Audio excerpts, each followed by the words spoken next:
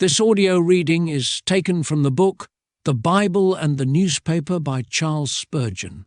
Our selected reading is entitled, The Evil Wrought by One Man.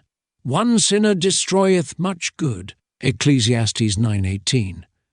That man perished not alone in his iniquity. Joshua 22:20.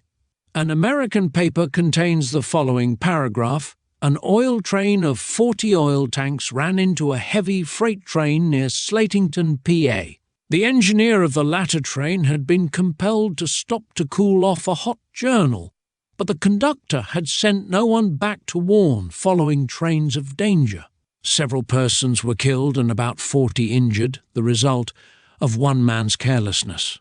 Amid the blaze of the oil, the screams of burning men and women, and the charred remains of the unhappy victims, we see how great a calamity may arise out of a little neglect, and how much the destiny of others may hang upon the acts of one man.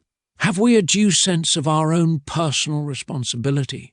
Have we ever reflected that our own conduct may influence others for good or evil throughout eternity? We may have no wicked intent, and yet our carelessness and indifference may be as fatal to immortal souls as if we had been profane or profligate. Moral virtues, apart from religion, may suggest to our children that godliness is needless. Was not their father an excellent man, and yet he was unconverted? Thus may generation after generation be kept in spiritual death by an argument fetched from the irreligion of one who was in other respects a model character. Who among us would desire this? Even if we hope that we are ourselves saved, it should cause us grave question if we are not bringing others to Jesus.